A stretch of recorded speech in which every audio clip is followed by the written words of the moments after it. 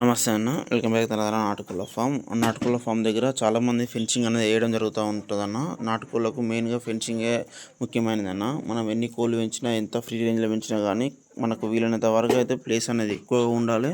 అదేవిధంగా ప్లేస్ ఎంత ఎక్కువ ఉంటుందో అంత ఫెన్సింగ్ అనేది ఖచ్చితంగా ఉండాలి.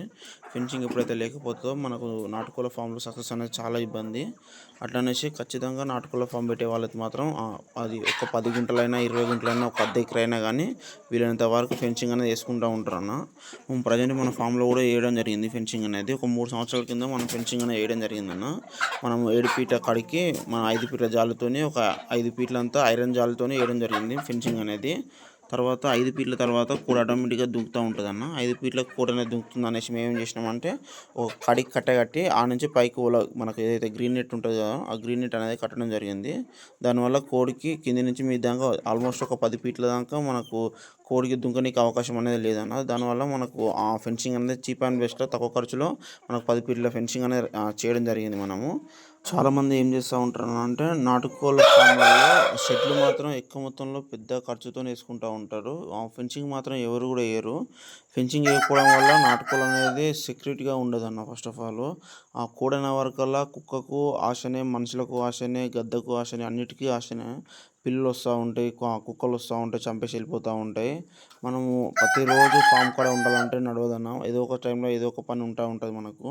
అట్లా పని ఉన్నప్పుడు మనం ఏం చేస్తామంటే ఏదైనా పని ఉందనేసి ఒక గంట సేపు అట్లా అంటే ఫామ్ నుండి మనం బయటకు వెళ్తూ ఉంటాం కదా. అట్లా వెళ్ళినప్పుడు ఏమైతే ఉంటుందంటే కుక్కలు కానీ, పిల్లులు కానీ వచ్చేసి కోడి పిల్లలు అనేది ఎత్తుకొని పోతూ ఉంటుంది అన్న. దానివల్ల ఫామ్ అనేది డెవలప్మెంట్ అస్సలు కాదు.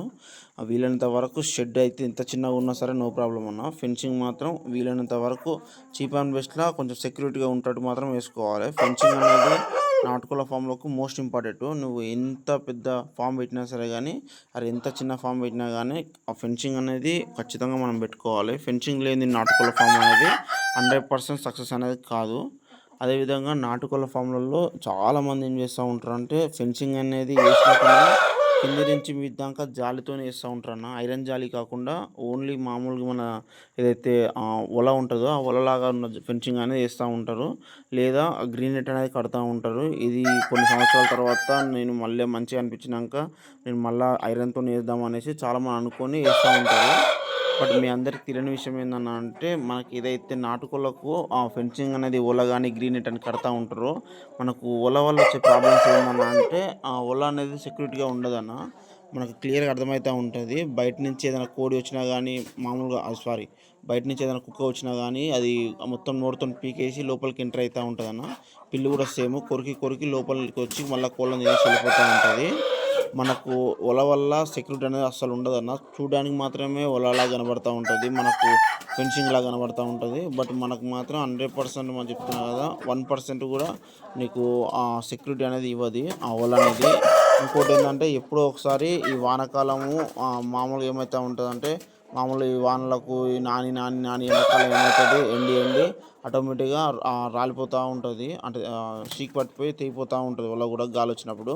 అది సెక్యూరిటీగా పనిచేయదు. ఇంకో విషయం ఏంటంటే చాలామంది ఏంటంటే కట్టెలు పాతి గ్రీన్ నెట్ అనేది కడుతూ ఉంటారన్న. గ్రీన్ నెట్ అనేది ప్రాబ్లం ఏంటంటే గ్రీన్ నెట్ అనేది ఎట్లాంటి సెక్యూరిటీ అంటే సేఫ్ కాదన్నది.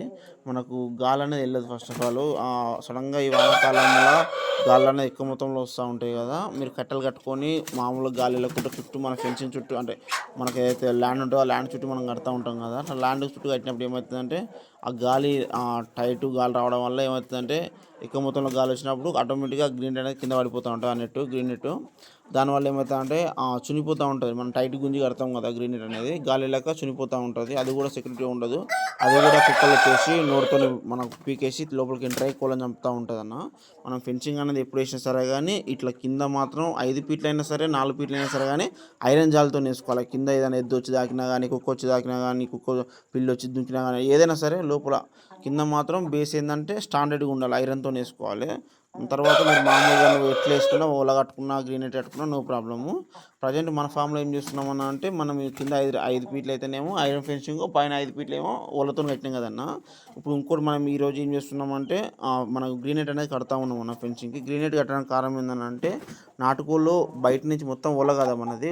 ఫెన్సింగ్ అనేది ఏమవుతుందంటే కుళ్ళ కనబడతా ఉంది. కుళ్ళ కనబడే అవతలకి మామూలుగా కోళ్ళు దుంకడం గాని జరుగుతూ ఉంది. అదేవిధంగా బయటున్న కుక్కలు కూడా ఆడికొచ్చి బెరియడం జరుగుతుంది కోళ్ళని. అది కోళ్ళు భయపడతా ఉన్నాయి. అదేవిధంగా బయట నుంచి పోయిన వ్యక్తులకు కూడా మన కోళ్ళనేది ఊకే చూస్తూ ఉంటారు.